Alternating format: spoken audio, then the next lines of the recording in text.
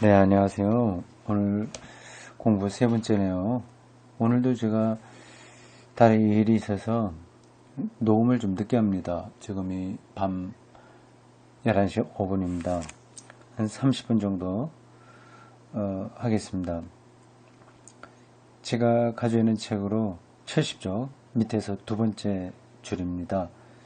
지금 하나님의 나라에 대해서 이야기를 하고 있는데, 특별히 이번 이 파넨베르크 강의가 제1장이 신학과 하나님 나라예요. 신학과 하나님의 나라. 신학에서 이 하나님의 나라를 어떻게 이렇게 접근했는지, 그것에 대한 간략한 그 어떤 시대적 그 흐름, 이걸 좀 이야기하고 있습니다. 읽겠습니다. 그러나 신학 성서에 있어서는 임박한 하나님 나라에 관한 예수의 메시지가 모든 기독론과 인간 실존에 관한 모든 새로운 규정들을 앞지르고 따라서 이들의 근거가 되는 것이다. 임박한 하나님의 나라, 이게 예수 메시지의 핵심이거든요. 이게 모든 기독론, 그러니까 예수가 그리스도라고 하는 이 사실, 그리고 인간에게 일어난 모든 그 운명, 실존, 그런 것들이 뭐냐 하는 그런 논의에서 가장 앞에 놓여 있다고 하는 거죠. 핵심 개념이라고 하는 겁니다. 그 단어는 여러분들이 외워두시면 좋습니다. 임박한 하나님 나라, 임박한 하나님의 나라. 가까이 왔다고 하는 건데, 그렇다면 딱 눈에 보여야 되지 않습니까? 손으로 만지거나 하면 좋을 텐데 그렇지는 않은 거란 말이에요. 근데 그거를 좀 임박했다고 느끼는 사람들도 있고 그렇지 못한 사람들이 있어요. 당연히 우리는 느끼는 사람이 되죠. 그 느끼기 위해서 공부도 하고 있습니다.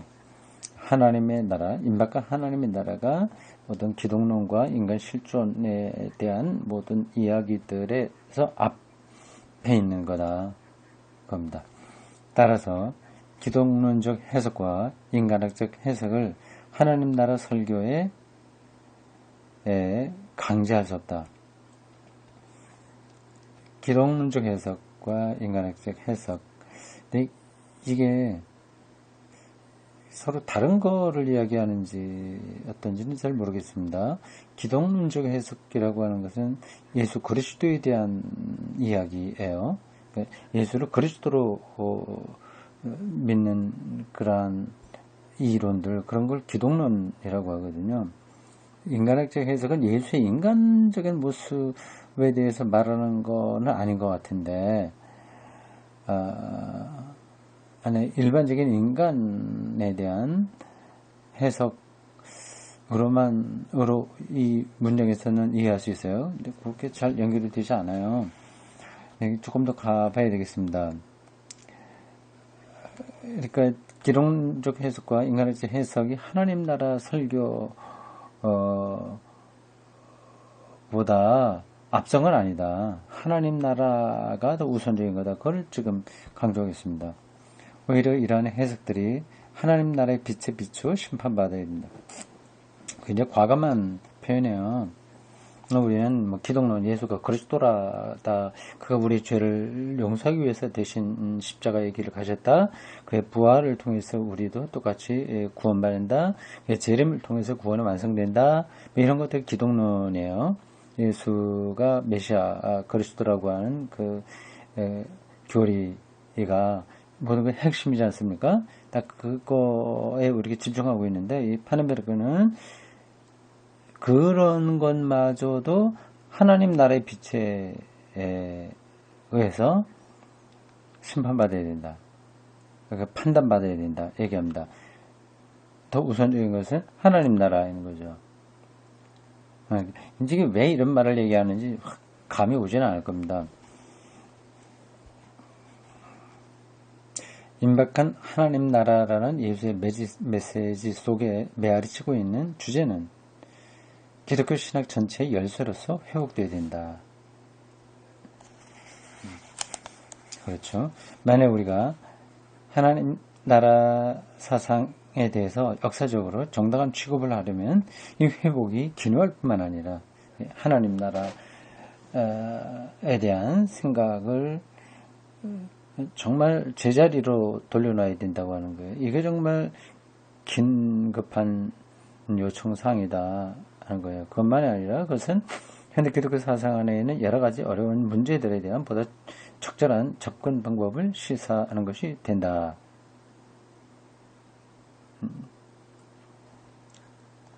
이러한 문제들 중에 두 가지만 들자면 하나는 오늘날 널리 논의되고 있는 하나님의 개념이고 또 하나는 자연과학의 발견들이나 계획들과 교섭이 가능한 창조에 관한 이해다. 하나님에 대한 개념 이게 지금 강의가 60년대에 이루어진 거죠. 그때 하나님에 대한 여러 가지 논의들이 있었습니다. 심지어는 사신신학 이런 얘기들도 있었어요. 하나님 죽음의 신학이라고 하는 거죠.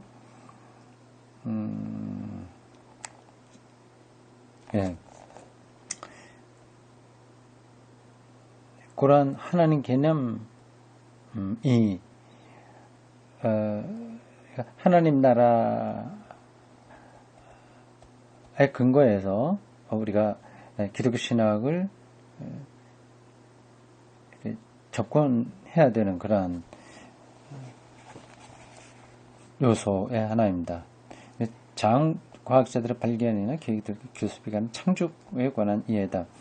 창조 이건 이제 자연과학에 다루고 있는 자연에 대한 문제이지 않습니까? 그런 거하고도 맞물려 있다. 이게 자연이 어떻게 진화라도 좋고요. 그런 것들이 임박한 하나님 나라와 어떤 관계에 있느냐 하는 점에서 우리가 이야기할 근거들을 찾을 수 있다고 하는 겁니다.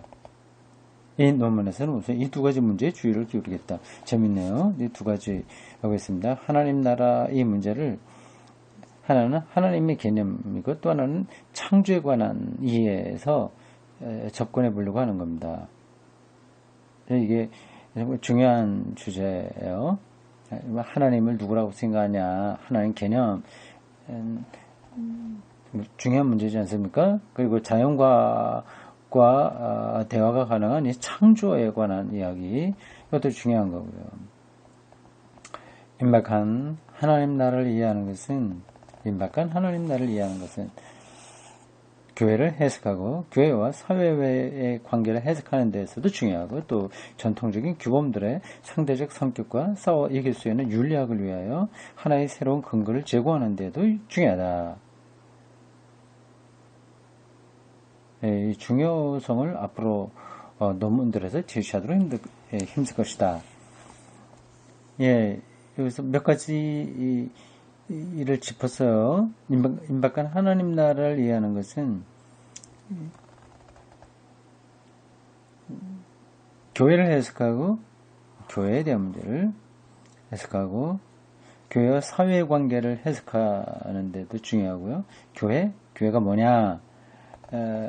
이게 왜 이제 하나님 나라, 임박한 하나님 나라를 이해하는 것에서 이 교회가 끼어드냐?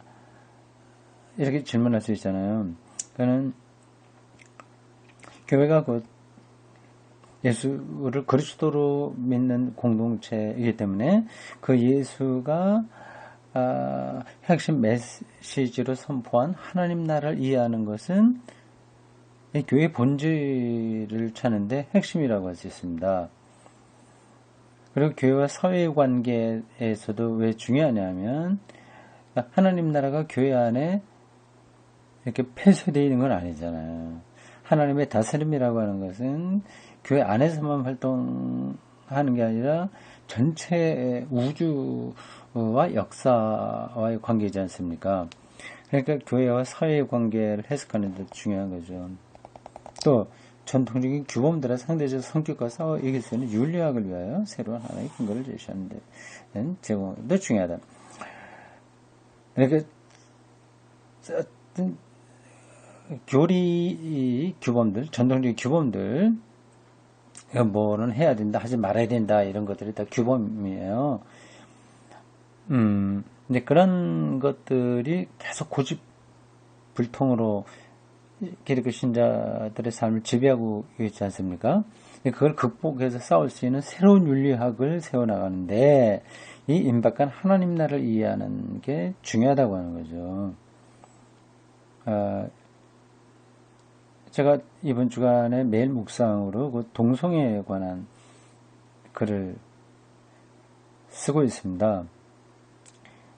근데 그거는 전통적 규범들에 의하면 그럼 완전히 격퇴되어야 할 사악한 행위고 또 그런 걸 행하는 사람들은 그런 적그리스도와 비슷한 정도의 사람들로 이해가 되고 있어요.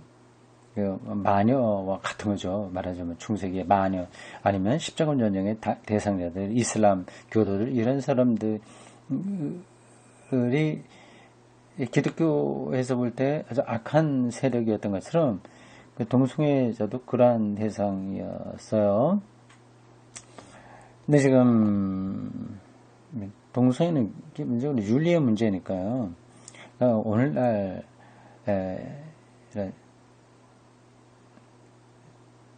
이런 문제, 예를 들어 설명하는 겁니다.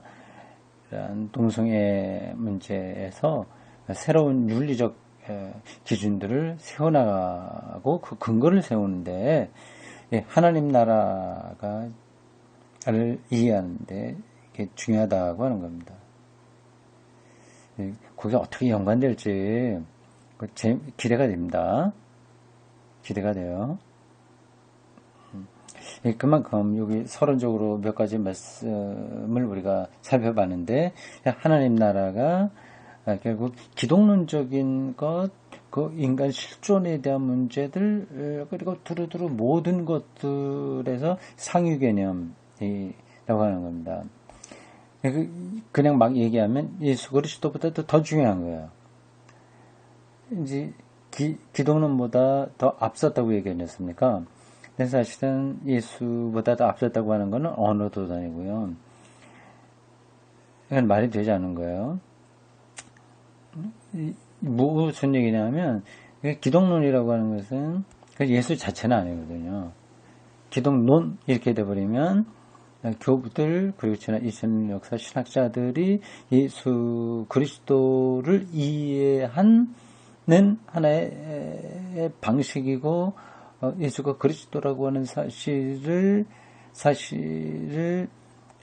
인간적 논리에 근거해서 설명하는 거거든요. 그러니까 그거는 100% 옳은 건 아닌 거죠. 100% 다를 말할 수 있는 건 아니죠. 여전히 사람의 생각이 부족할 수도 있으니까 그거를 완벽하다고 할 수 없는 겁니다. 그러니까 기독론, 예수 그리스도는 절대적이지만 기독론은 절대적인 게 아닌 거죠. 그래서 기독론보다는 하나님 나라가 더 상위 개념이고 교회와 세상의 관계나 그리고 새로운 윤리학을 제시하는 차원에서나 결국 임박한 하나님 나라를 이해하는 것이 핵심이다. 이렇게 말하고 있습니다. 여기까지는 뭐 불만이 없죠? 이상한 거 없죠? 이러한 책들을 처음 대하시는 분들은 뭐하러 저렇게 골치 아프게 말하고 생각하나 좀 선뜻 내키지 않을 수도 있습니다. 참 뭐 예수 그리스도 잘 믿고 교회 봉사 열심히 하고 사회에서 그리스도인답게 사는 것으로 충분하지 뭐 임박한 하나님 나라가 어떻고 또 교회와 세계의 관계 심지어는 세계 자연과학자들과의 대화가 가능한 창조 문제까지도 다 아우러 낼 수 있는 하나님 나라라고 하는 이 복잡한 관계를 왜 공부하냐 무슨 의미가 있냐 이렇게 생각할 수 있습니다. 예. 왜 공부하는지는 뭐 지금 제가 설명할 필요 없이 아시는 분들은 알고, 모른다고 하더라도 그럴 수 있겠다 뭐 그런 정도는 동의하시는 분들이 이 강의를 들으실 거예요. 앞으로 가면서 조금 더 그러한 이유들이 직접적으로 혹은 간접적으로 설명될 겁니다. 그 다음 단어입니다. 71쪽 좀 밑에 부분이에요. 소제목으로 다음과 같은 것이 달려 있습니다. 미래성은 근본적인 것이다. 미래성.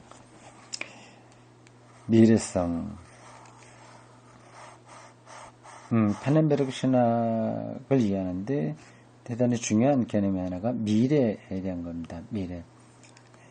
종말이라고도 할 수 있죠. 이게 임박한 하나님 나라하고는 좀 반대되는 것 같아요. 임박했다고 하는 것은 현재 여기잖아요. 그러나 하나님은 미래의 힘이잖아요. 이게 어떻게 연관되냐 하는 것들을 이해해야 되는 거죠. 이미 여기 왔지만 아직 미래인 것, 미래지만 이미 온 것, 이러한 역설적 관계로 우리가 하나님과 하나님 나라를 설명할 수밖에 없습니다. 네, 골치 아프죠. 신학이 뭐 별로 우리 신앙에 큰 도움이 되는 게 아니다 이런 생각이 들죠. 그런데 이러한 사유, 논리적인 사유, 이런 것이 없으면 기독교 신앙은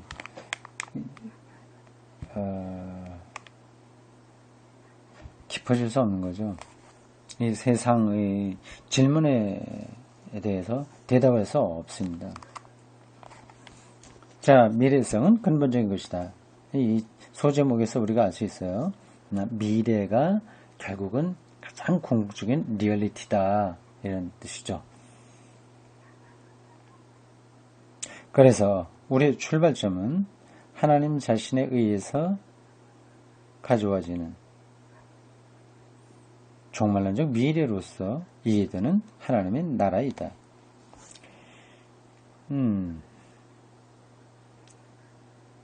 하나님의 나라가 우리 이야기의 출발점이라고 하는 건데, 그 하나님의 미래는 하나님에 의해서 우리가 끌어오는 것이 아니라 하나님에 의해서 오게 되는 종말론적 미래라고 하는 거죠. 오직 이 미래의 빛 안에서만 우리는 인간과 그 역사를 이해할 수 있다. 미래의 빛, 미래라고 하는 단어가 많이 나오게 될 겁니다. 미래성, 미래의 빛, 이렇게요. 그래서 비슷비슷한 이야기인데 그 문장에서 조금씩 다른 색깔로 이 단어가 변형돼서 사용되고 있습니다. 미래의 빛, 이런 단어를 외워두기만 하더라도 여러분들은 뭐가 느껴지는 게 있을 거예요. 미래의 빛 안에서만 인간과 그 역사를 이해할 수 있다. 그러니까 미래의 빛 안에서만 나 자신을, 우리 개인적인 나와 나의 인생 이거를 이해할 수 있다 하는 거죠.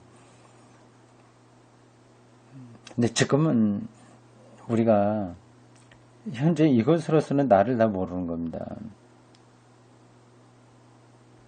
나의 궁극적인 의미를 다 모르는 거죠. 내가 오늘 이런 일하고 저런 일하고 돈 벌고 뭐하고 누구 만났고 하는 것 모든 것들, 이런 것들이 지금 현재 우리가 알고 있는 것만으로는 다 해명이 되지 않은 겁니다. 미래 빛 안에서만 이해할 수 있다고 하는 거죠. 하나님의 집에는 사람들로 하여금 아무것도 하지 않고 가만히 그 도래를 기다리게 내버려 두는 식으로 그저 미래에 있는 것은 아니다. 미래 비치기는 한데 미래라고 하는 것이 우리 뭐 두 손 딱 놓고 멍하니 기다리기만 하는 거 그런 건 아니다. 그게 아니라 미래와 현재가 불가분리적으로 엉클어져 있다고 하는 것이 예수의 하나님 나라 선포의 특징이다. 이 번역이 좀 정확하지 않죠? 미래와 현재가 불가분리적으로 엉클어져 있다. 엉클어져 있다고 하는 걸 조금 우리가 지금 부정적 의미를 사용하는 거예요. 미래와 현재가 불가분리적으로 이렇게 연결되어 있다. 그렇게 보는 게 나을 것 같습니다. 이 상호관계, 미래와 현재의 그런 상호관계를 이해하는 것이 예수의 교설에 대한, 예수의 가르침에 대한 현대적 연구에서 가장 중요한 문제 중에 하나다. 예, 미래와 현재 그 상호관계예요.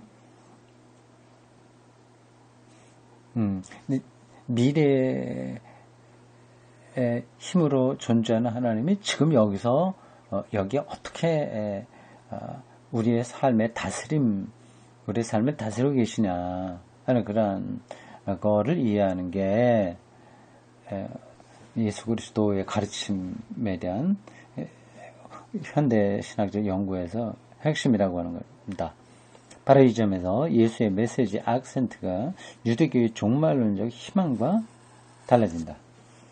그러니까 유대교에도 종말론적 희망이 있는데 거기는 좀 이원론적이죠. 이제 오직 미래와 현재가 좀 분리되어 있어요. 그 묵신문학적인 거예요.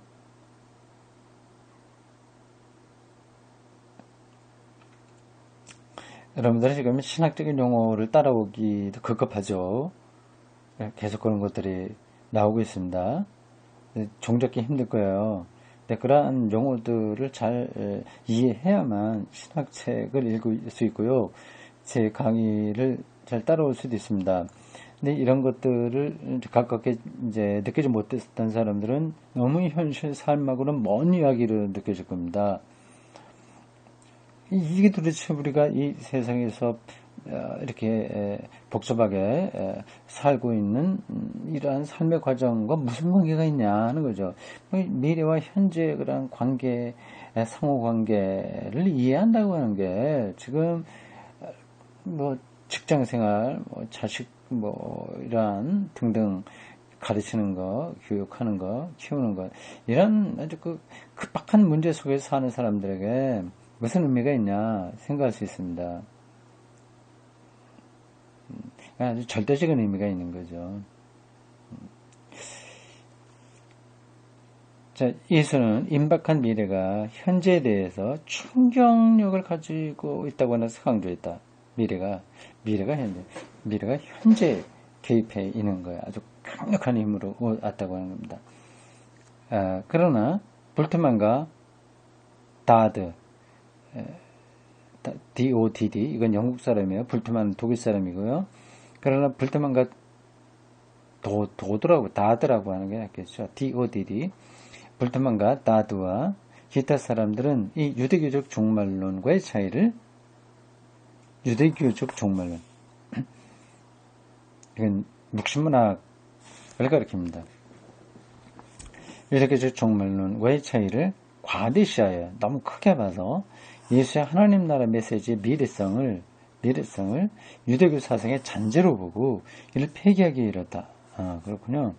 볼트만 과 다드까지 그랬군요. 볼트만이 그랬다고 하는 것은 좀 이해가 되는데 다드도 그렇습니다. 예수의 하나님 나라에서 말하는 그 미래성이 유대교에 있는 거하고 뭐 비슷비슷한다. 그러니까 뭐 그 기독교 신앙을 이해하는데 절대적인 게 아니니까 좀 내버려둬라. 뭐 그런 얘기예요. 예수의 하나님 나라 메시지 전체에서 현재에 대한 그 충격력을 사상해버림으로써, 그냥 묻어버림으로써 불행히도 예수의 메시지를 왜곡시키다. 현실 변혁의 능력들이 줄어들었다, 약해졌다. 그렇게 보는 거예요. 예수는 과연 하나님 나라의 현재를 말했다. 예수는 볼트만과 다트가 생각한 것과 다르게 하나님 나라의 현재를 말했다. 이제 지금 여기를 말했다. 그러나 언제든지 하나님의 오고 있는 나라의 현재라는 의미로 말했다. 그냥 와서 있는 게 아니라 계속 오고 있는 나라의 현재예요. 굉장히 역동적인 거죠. 미래성이 예수의 메시지에 대해서 근본적인 것이다. 예. 근데 미래적인 것으로만 머물러 버리게 되면 이거는 유대교의 유대교적인 종말론으로 떨어져 버리고 말아요. 근데 예수에게서는 하나님 나라가 역동적인 힘으로 계속 오고 있는 현재다. 이렇게 말했습니다. 생각하신 거죠. 미래성이 예수 메시지에 대해서 근본적인 것이다. 이렇게 말하고 있습니다.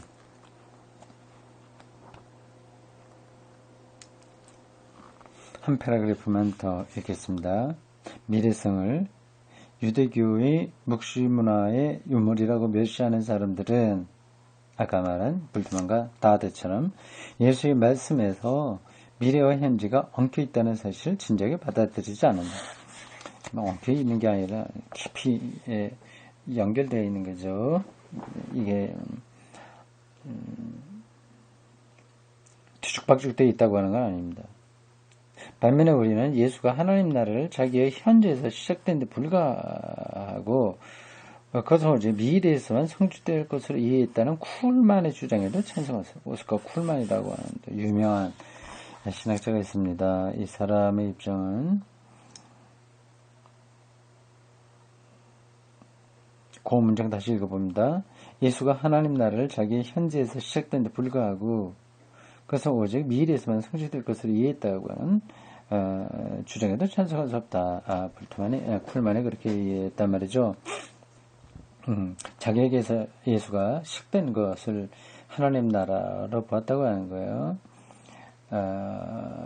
그래서 그는 미래에서만 성취된다. 어떤 현재와 미래의 역동적인 힘, 오고 있는 힘, 그런 관점들을 쿨만은 놓쳤다고 합니다. 이 점은 현재와 미래의 결합을 뒤집어서 미래 우위성을 주는 것이 보다 적절하다. 물론 이것은 현대인의 사유에는 이질적인 것이다. 그러나 이것은 미래 우위성을 두는 것, 이건 현대인들에게는 좀 이해하기 힘든 거다. 그러나 이것은 현재를 미래의 일로 받아들인 이것은 예수의 메시지의 출발점이 미래의 하나님 나라에 대한 유대인의 희망 안에 있었다는 사실과 부합한다. 예수의 특별한 강조는 예수의 미래에 대한 특별한 강조죠. 이 강조는 유대인들의 소망의 변형으로서 이해될 수 있다. 자, 하나님 나라는 먼 미래에 있는 것이 아니라 임박했다고 하는 것이다. 이 번역을 했네요. 유대인들의 소망의 변형으로서. 그러니까 유대인들의 소망을 현재와 미래에 이렇게 분리된 그런 상태에 있었는데 그것을 바꿔서 먼 미래에만 있는 것이 아니라 아주 가까이 왔다고 예수님은 보신 거죠. 그래서 현재는 저 미래로부터 분리하여 독립되어 있는 게 아니라 독립되어 있는 게 유대인들에게는 독립되어 있는 거였어요. 세상은 그래서 악해. 그래서 이걸 그래서 에온이라고 하거든요. 올드 에온. 올드 에온이에요. 이 세계는. 그래서 이건 다 없어져야 되는 겁니다. 악한 건 파괴돼야 됩니다. 새로운 에온, 새로운 세계가 와야 되는데 그게 미래죠. 유대인들에게는 그게 핵심이었어요. 그렇게 현재와 미래가 분리되는 거죠. 그래서 예수님은 임박했다. 이렇게 보고 있는 겁니다. 오히려 미래가 현재에 대해서 명령을 요구하며 먼저 하나님 나라를 구할 것, 긴급성과 배타성을 모든 사람들이 각성시켜주는 것이다. 하나님 나라, 오고 있는 하나님 나라가 얼마나 긴급한 거냐는 것을 예수님이 각성시켜 주셨다. 메시지가 선포되고 받아들여질 때 하나님의 통치가 현재하며, 그러니까 예수님의 메시지예요. 선포되고 받아들여질 때 하나님의 다스림이 지금 여기에 있으며 우리는 현재 여기서 하나님 미래성의 영광을 엿볼 수 있는 것이다.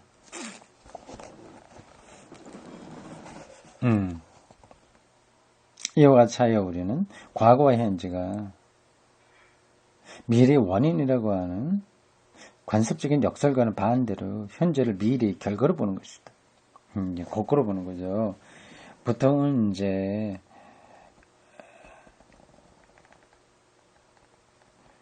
과거가 있고 그 다음에 현재를 거쳐서 미래로 간다 이렇게 생각을 하지 않습니까? 역사를 그렇게 생각하잖아요.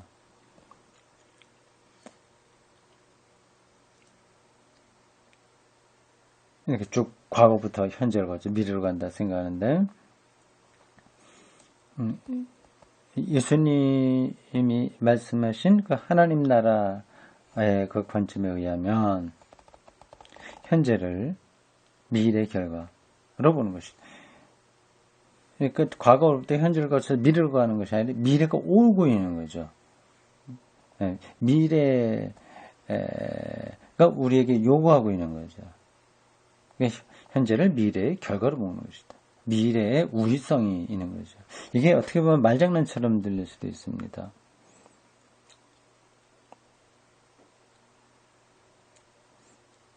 그렇죠. 말장난처럼 들리죠. 내가 쉬운 예로 들면 이렇습니다. 뭐 학생 얘기 들죠. 젊은 사람들. 공부를 열심히 해서 좋은 수학 능력 점수를 받고 그렇기 때문에 좋은 대학교 들어가고 그렇기 때문에 뭐하고 그렇게 쭉 흘러가는 거 아니겠습니까? 뭐를 과거에 했기 때문에 그 결과로 지금이 됐고 또 지금의 이러한 것 때문에 미래에 어떤 일들이 이루어진다 이런 생각을 하고 있지 않습니까? 근데 임박한 하나님 나라라고 하는 관점에서는 오히려 우리가 미래라고 생각하는 과거와 현재가 결과된 근본으로 돼갖고 결정된다고 생각한 그 미래가 오히려 오늘과 과거를 결정하는 요인이 된다고 하는 겁니다. 이게 참 이해하기가 쉽지 않네요. 어떻게 더 좋은 일상적인 걸로 제가 설명을 할 수 있을까요?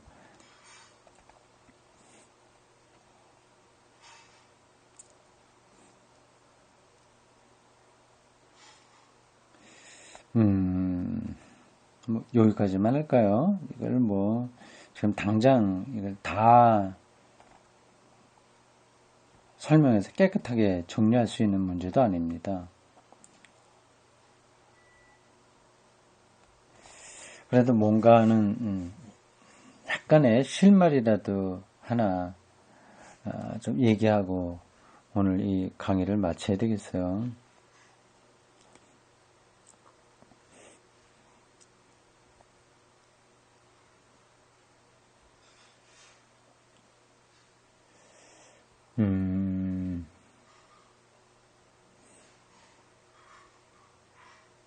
네, 대구 아카데미 이런 문제를 봅시다. 15년 전에, 6년 전에 그러한 생각을 해서 활동을 인문학적 성서 읽기를 시작했어요. 그래서 지금까지 왔습니다.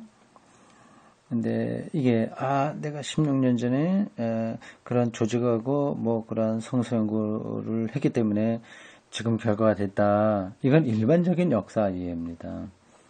근데 임박한 하나님 나라라고 하는 관점에서 본다면 지금 있는 이 다비아의 운동, 그 활동 이런 것이 오히려 과거에 있었던 15년, 6년 전에 있었던 그 일을 더 결정하는 거는 거죠.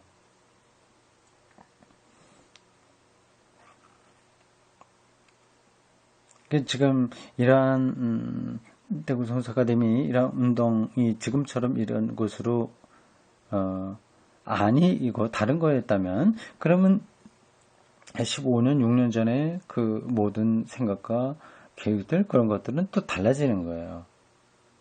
의미가 달라지는 거죠.